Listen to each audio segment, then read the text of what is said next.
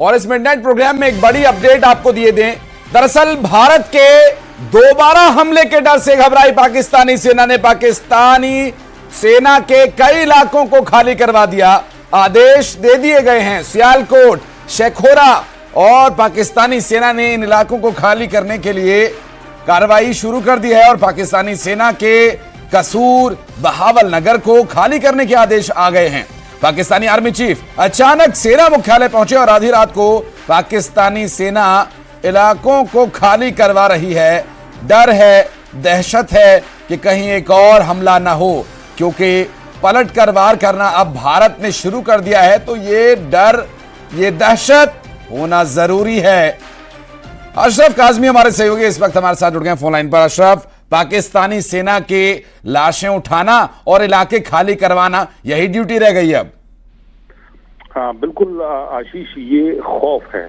ये जो खौफ है ये उसका असर है कि पाकिस्तान सेना ने सियालकोट में और के जो इलाके हैं वहां से लोगों को खाली करा रहे हैं। सियालकोट है, नरवाल है, कसूर है, ये जो वो जगह हैं जहां से सेना आप लोगों को कह रही है कि आप जगह खाली कीजिए जाइए। पूरी पाक सेना में खलबली जो कल रात हुआ, उन्हें लग रहा है कि ऑपरेशन सिंदूर पार्ट 2 हो सकता है कि आज रात ही हो जाए। तो उनको डर है और इसी डर की वजह से इस पाक सेना के जो प्रमुख हैं वो एयरफोर्स मुख्यालय पहुंच गए। वो वहां जाके देख रहे हैं कि कैसे है। तो पूरी जो पाकिस्तान की सेना है उसमें खौफ है, घबराई हुई है, वो क्या कदम उठाएं, कैसे कदम उठाएं। तो ये जो आर्मी चीफ का अचानक ही एयरफोर्स मुख्यालय पहुंचना, तो ये चीजें बताता है कि कितनी खलबली है। और जैसे पाक सेना ने इलाकों को खाली कराने की कार्रवाई शुरू कर दी, तो खुद दर्शाता है कि पाकिस्तान की जो पूरी सेना है, जो वहां के लोग हैं, वो काफी डरे हुए हैं। और वो डरे हुए हैं ऑपरेशन सिंदूर, जैसे कल रात ऑपरेशन सिंदूर किया और जिसमें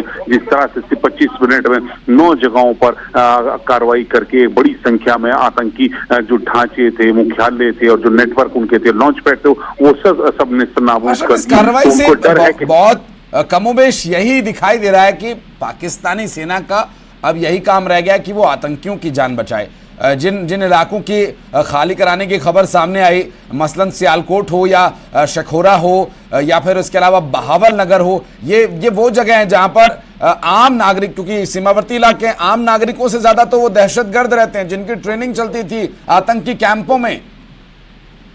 हाँ बिल्कुल बिल्कुल आशीष, यही वजह है। देखिए जैसे कल जो यहाँ लश्कर तैयबा का हेडक्वार्टर हो या जैश का मुख्यालय हो, वो तो पाकिस्तान के अंदर थे। वहां जाके भारतीय सेना ने उनको नेस्तनाबूद कर दिया। तो इनको डर इसी बात का है कि ये तो बिल्कुल सीमावर्ती, इनका तो पता ही नहीं चलेगा।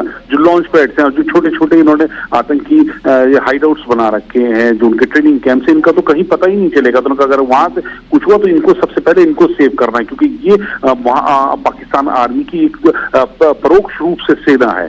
जो आतंकी है वो परोक्ष रूप से पाकिस्तान की सेना भी है। उनको बचाया इसीलिए जा रहा है क्योंकि अगर वो खत्म हो गया तो पाकिस्तान की सेना का जो मनोबल है या उनकी रीढ़ की हड्डी है वो ही टूट जाएगी। तो उसे बचाने के लिए वो आतंकियों को बचा रहे हैं और अपने आप को मजबूत कर रहे हैं। और जिससे एक चीज ये भी साफ हो जाए कि अगर पाकिस्तान इंडिया की तरफ से दोबारा हमला होता है तो वो ये दिखाए कि ये देखिए खाली जगहें थी, यहाँ पे तो कोई रहता ही नहीं था। जो इन्होंने किया भी है कई जगहों पर कि जो लॉन्चिंग पैड्स थे वो पहले ही खाली करा लिए गए थे और इसी खाली कराने का ही उसमें लश्कर के जैश के मुखिया असर में मसूद अजहर वो बच गए। अगर वो पाकिस्तानी आर्मी उनको न निकालती जैश के मुख्यालय से तो उनका भी कल वही हशर होता है जो उनके परिवार के अन्य